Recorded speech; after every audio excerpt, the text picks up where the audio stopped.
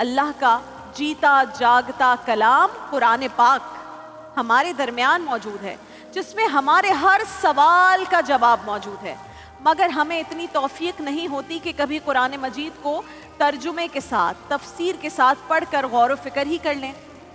حالانکہ خود قرآن سے یہ صدا بلند ہوتی ہے کہ لوگ قرآن پر غور کیوں نہیں کرتے۔ کبھی آپ نے غور کیا ہے کہ رسول اللہ کے جلیل القدر صحابہ رضوان اللہ علیہم اجمعین کی کامیابیوں کا راز کیا تھا؟ محفل عشق میں ہمیشہ صحابہ کی کامیابیاں، ان کا عشق رسول، یہ سب بیان کرتے ہیں۔ ناظرین کرام، ان کی کامیابیوں کا راز یہ تھا کہ وہ قرآنی آیات میں غور و فکر کرتے تھے اور انہی کے مطابق اپنی زندگی بسر کرتے تھے۔ عذاب کی آیتیں آتی تو ان سے دل دہل جاتے تھے، رحمت کی آیتیں آتی تو ان کے دل روشن اور مسرور ہو جایا کرتے تھے۔ اور وہ کیا خوب کہا ہے شاعر نے، وہ زمانے میں معزز تھے مسلمان ہو کر، اور ہم خوار ہوئے تارک قرآن ہو کر۔ سیدنا علی کرم اللہ وجہ الکریم فرماتے ہیں کہ جب میرا دل چاہتا ہے کہ میں اللہ سے کلام کروں، اللہ سے بات کروں، تو میں کیا کرتا ہوں؟ نماز کے لیے کھڑا ہو جاتا ہوں۔ اور جب میرا دل چاہتا ہے کہ اللہ مجھ سے بات کرے، اللہ مجھ سے کلام کرے، تو قرآن مجید کی تلاوت شروع کر دیتا ہوں۔ اور ناظرین کرام، میں نے جب قرآن مجید میں ڈوب کر اس کی مقدس آیات کی تلاوت کی تو مجھے ایسا لگا، محسوس ہوا کہ میرا رب مجھ سے مخاطب ہے، میری ہر پکار کا جواب رب تعالیٰ خود مجھے دے رہا ہے۔ میں نے کہا، یا اللہ، مجھے تیری مدد کیسے ملے گی؟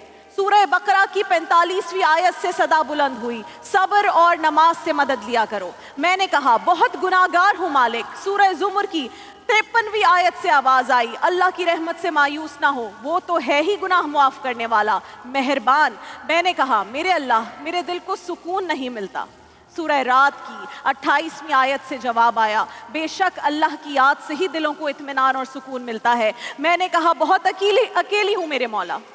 تو کہا، سورہ کاف کی 16ویں آیت میں جواب ملا، بے شک ہم رگے جان سے بھی زیادہ قریب ہیں۔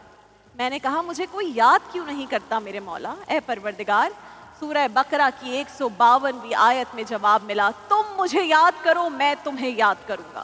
میں نے کہا، یا رب، ہماری آزمائشیں ختم کیوں نہیں ہوتی؟ سورہ بقرہ سے پھر آواز آئی، میں کسی جان کو اس کی طاقت سے زیادہ نہیں آزماتا۔ میں نے کہا، پروردگار، تکالیف ختم ہونے کا نام کیوں نہیں لیتی؟ سورہ علم نشرہ سے جواب آیا، بے شک ہر تکلیف کے بعد راحت ہے۔